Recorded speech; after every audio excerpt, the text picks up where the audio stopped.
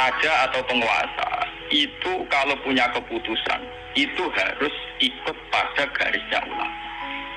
Nah, kalau bolak-balik matur. Sekarang yang merupakan garis ulama dalam konteks bernegara itu apa? Ini kalau ngomong sensitif ya. Yang kaitannya ulama dengan negara dalam konteks negara yang kayak Bhinneka Tunggal Ika itu apa? Itu pancen repot. Misalnya begini, kita punya Ambon, punya Maluku, kita punya NTT. Ketika dipaksakan dulu piagam Jakarta yang memaksakan syariat Islam, tentu mereka akan menantang keluar dari Indonesia, NTT dan apa? Ambon, Irian Jaya misalnya. Yang kayak begitu itu tidak fatwanya ulama, itu sudah masalah bernegara. Nah, kalau nanti tanggal di kiai coro jenengan sebutikus, misalnya Indonesia memaksakan penerapan syariat Islam. Syariat Islam yang mana? Kalau syariat Islam formal mungkin kita akan mengatakan sebaiknya diterapkan syariat Islam. Tapi termasuk syariat Islam adalah menjaga peluang dakwah, ini catat. Dan saya siap ketemu Allah dengan pendapat ini. Bukan berarti saya terus pluralisme atau pakai teori-teori modern, enggak. Saya pakai teori ulama. Saya tidak pakai teori modern. Catat ini, saya tidak pakai teori modern, pakai teorinya ulama. Termasuk syariat adalah menjaga peluang dakwah.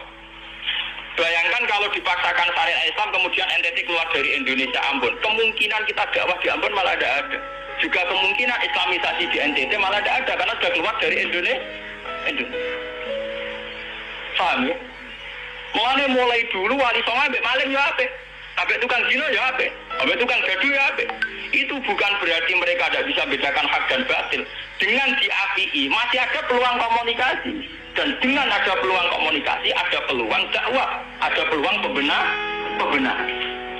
Sama dengan utuhnya NKRI NTT bagian dari Indonesia, aja iso kiai rapai kok rugen buak rono NTT. Jadi ya. Lho kanca kula nek padha dhisik ra kanggo ini ran jajak kiai provinsi lah. Wingi sowan kula ngajak pangdam kan. Ya Allah Gus kula munggo ning sarang kiai RT ora payu ning kono kiai provinsi.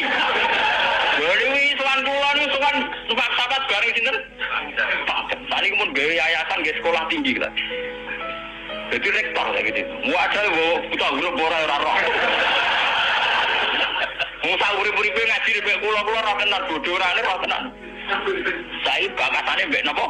Pangdam. Juga ketika ada kerusuhan di sana, mesti tokoh agama diundang Pangdam. Dan ini termasuk mewakili tokoh provinsi levelnya napa?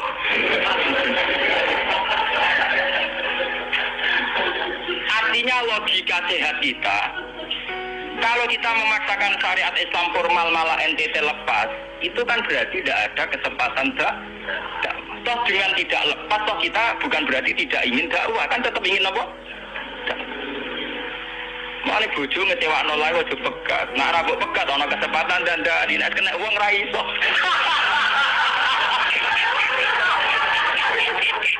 Tapi tak takdir rapo. Artinya sama. Semua sejarah wali songo itu sama orang nakal kan enggak apa-apa. Sampeyan delok biografi Ki Khudori Tegalrejo, dhisik terkenal yo kancaran bajingan. Bajingane tunduk mergo sungkan ramae jare. Tang Rembang ono jenenge kisah itu wong e ganteng ya toreko. Niku wonten bajingan tobat mergo kula sungkan bebas saya. Mboten nate duka mek kula, ketemu kula pengen senyum. Niku sungkan senyume nganti tobat. Artinya apa? Saat kita ekstrim atas nama hak dan batil malah lari. Toh teori itu ya diakui Quran walaupun tafazzan ghalidul qalbi lan faddu min hawli. Toh teori itu juga tidak jauh-jauh dari aturan meskipun kita juga punya teori yang lain karena ini tidak selamanya berjalan lancar. Kadang kowe kancanan nakal ya belok nakal tenan. Kancanan nonde ya katut tenan.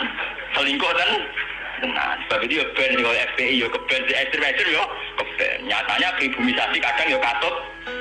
Nah, wong Gus kancanan nakal kadang tinakali ora anut Gus, kadang Gus katut sing nakal. Malah jadi rocker.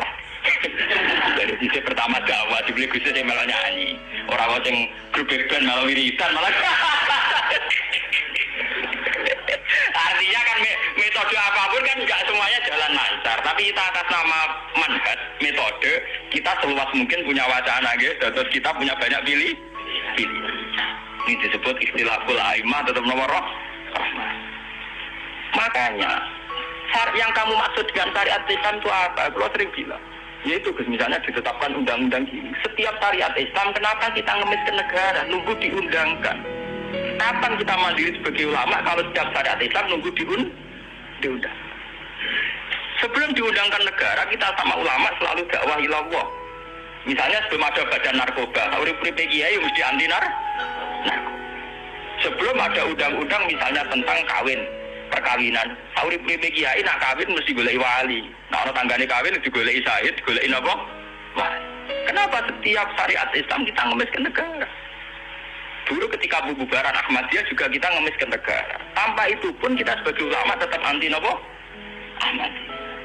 Lah saiki misalnya tokoh Ahmadiyah kalau yang menarik di bangku kowe, lah saiki kowe lomonti mbek kiai kono. Kowe kali-kali nyalahno awake dhewe barang. Mun kalah lomo ngono ae. Bagaimana mungkin kita dakwah lagi sunine medhit ki non sunni loh. Ketika wong lari ning aliran dari aliran apa ses?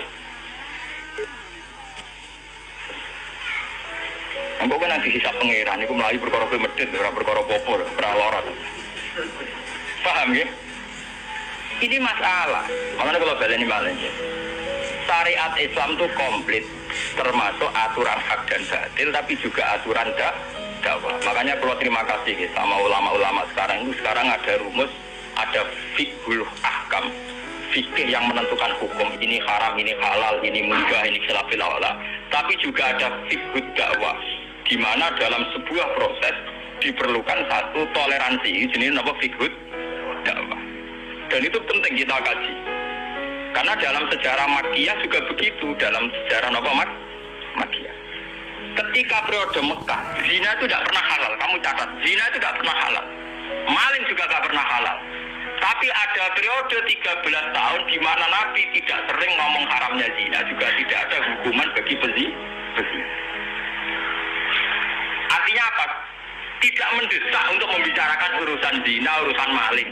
Karena yang mendesak saat itu urusan tauhid. Misalnya kamu dakwah di NTT, tentu yang penting umat diajak ke logika bahwa tauhid itu lebih benar ketimbang trinitas. Ya hanya begitu saja.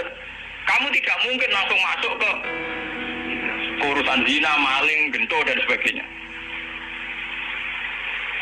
At-tadrid fi sunnah, proses dalam sunnah itu juga penting. Ini tahapan-tahapan dalam proses dakwah.